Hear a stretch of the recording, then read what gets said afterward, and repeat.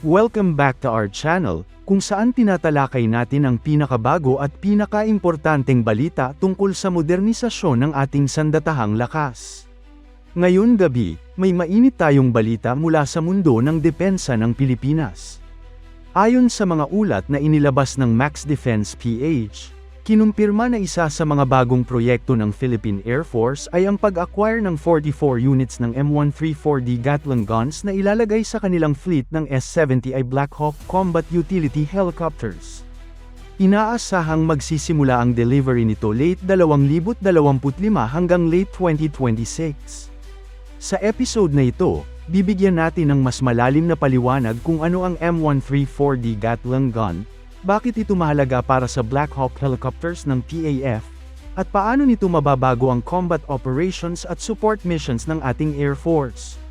Pero bago tayo magpatuloy, tandaan natin na ang matatag na Pilipinas ay hindi lang nabubuo sa lakas militar, kundi sa maayos na pamahalaan, paglaban sa korupsyon, pagtanggi sa political fanaticism, at pagsugpo sa fake news. Mahalaga yan para sa tunay na seguridad at katatagan ng bansa. Ano ang M134D Gatling gun? Unahin muna natin ang basics. Ang M134D ay isang 6-barrel rotary machine gun na gumagamit ng 7.62x 51mm NATO ammunition. Ang bilis ng kanyang rate of fire ay napakataas, kayang umabot sa 2,000 hanggang 3,000 rounds per minute. Kung ikukumpara sa karaniwang machine guns na ginagamit sa helicopters tulad ng M60 o M240, mas malakas at mas mabilis ang firepower ng Gatling gun. Dahil gumagamit ito ng rotary barrel system, mas kaunti ang overheating at mas tuloy-tuloy ang firing capability. Sa madaling salita, ang M134D ay isang force multiplier weapon, isang klase ng sandata na kayang magbigay ng overwhelming firepower para supulin ang kalaban. Bakit Black Hawk ang napiling platform? Ngayon, bakit napili ng Philippine Air Force na i-integrate ito sa kanilang Black Hawk helicopters? Ang S-70I Black Hawk ay multi-role combat utility helicopter. Ginagamit ito sa troop transport, medical evacuation, disaster relief, at combat support. Sa kasalukuyan, nakadepende lang ito sa light door-mounted machine guns para sa proteksyon at limited fire support. Ngunit sa modern warfare, hindi sapat ang ganitong armas. Sa pagdagdag ng M134D Gatling guns, nagkakaroon ng dalawang malaking benepisyo ang Black Hawk. Massive volume of fire ang helicopter na may dalawang Gatling gun sa magkabilang pintuan ay makakapagbigay ng napakalakas na suppressive fire laban sa kalaban. Effective close air support magagamit ito para tulungan ang ground forces na nasa gitna ng combat, lalo na kung may ambush o matinding resistance mula sa kalaban. Sa madaling salita, mula sa pagiging simpleng transport helicopter, nagiging isang combat-capable gunship ang Black Hawk ng PAF. Sa ngayon, mahigit 30 S-70I Black Hawks ang nasa serbisyo ng Philippine Air Force. Karamihan sa mga ito ay ginagamit para sa troop insertion, casualty evacuation, at humanitarian missions. Meron na ring mga pintuang may machine guns, pero limitado ang firepower. Kung ikukumpara sa ibang bansa tulad ng US o Israel, ang kanilang mga Black Hawk ay naka-integrate na sa mas malalakas na armas gaya ng Gatling gun at rocket pods. Kaya't napapanahon na ang hakbang na ito ng PAF para palakasin ang kanilang rotary wing firepower. Ayon sa mga impormasyon, ang unang batch ng M134D ay darating late 2025 at ang kabuuang 44 units ay makukumpleto pagsapit ng late 2026. Hindi pa malinaw kung paano hahatiin ang delivery, pero malaki ang posibilidad na gagawin ito per batch, halimbawa, unang 10 units, kasunod ang susunod na 34 units hanggang makumpleto. Ang mahalaga dito, halos lahat ng operational Black Hawks ng PAF ay magkakaroon ng posibilidad na i-mount ang Gatling gun, depende sa mission requirements. Ano nga ba ang magiging tactical advantage ng bagong armas na ito? Suppressive firepower sa isang combat situation. Kung may tropa tayong naka-engage sa kalaban, ang Black Hawk na may Gatling gun ay kayang magbigay ng napakalakas na covering fire para makagalaw ang ating ground units. Rapid neutralization of targets dahil sa bilis ng kanyang firing rate, kayang linisin ang isang lugar o alisin ang threat sa mas maikling panahon. Psychological impact. Ang tunog ng Gatling gun ay nakakatakot na pakinggan. Malaking psychological blow ito sa kalaban kapag narinig nila ang rapid bursts mula sa himpapawid. Mission flexibility. Pwede itong gamitin sa counter-insurgency, counter-terrorism, at iba pang operations na nangangailangan ng heavy aerial support. Hindi rin biro ang gastusin para sa proyektong ito. Bukod sa mismong Gatling gun, malaking bahagi rin ng budget ang mapupunta sa ammunition supply.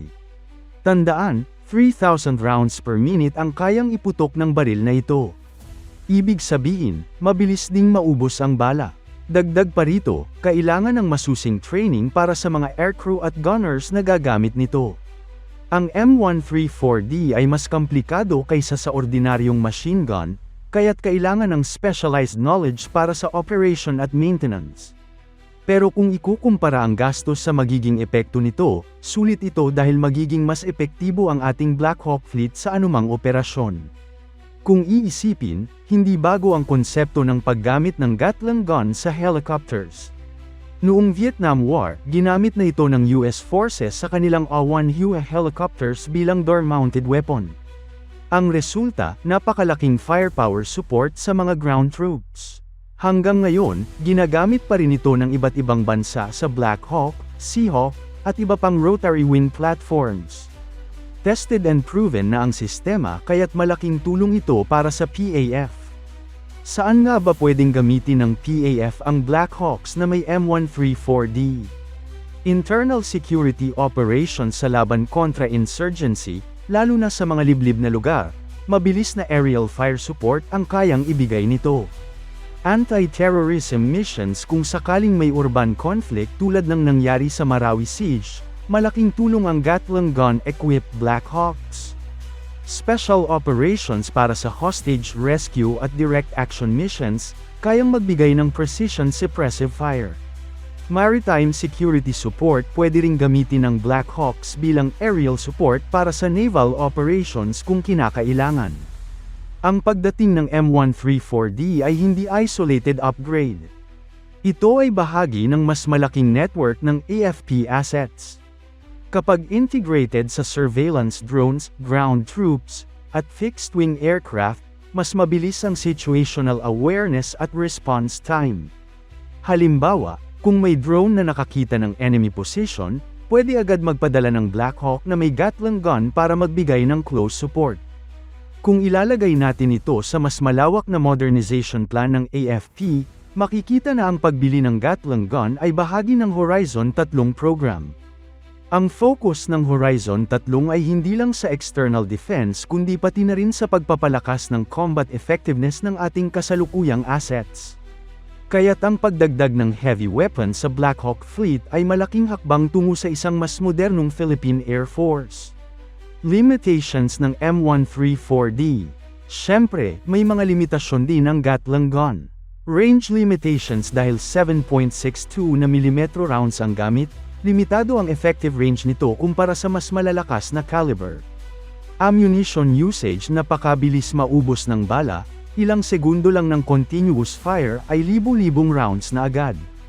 Limited anti-armor capability. Hindi ito epektibo laban sa heavily armored vehicles. Pero kung gagamitin sa tamang sitwasyon, napaka-epektibo nito laban sa infantry at light targets. Ngayon gabi, malinaw na ang pagbili ng 44 M134D Gatling guns para sa mga Black Hawk helicopters ng Philippine Air Force ay isang game-changing upgrade. Hindi lang nito pinapalakas ang firepower ng ating combat utility helicopters, nagbibigay din ito ng mas mataas na morale sa ating ground forces na alam nilang may malakas na aerial support sa oras ng labanan. Simula late 2025 hanggang late 2026, makukumpleto ang delivery at tiyak na magdudulot ito ng malaking pagbabago sa combat capability ng ating Air Force. Sa huli, ang mensahe ay malinaw, ang PAF ay unti-unting nagiging mas modern, mas capable, at mas handa para sa mga hamon ng makabagong panahon.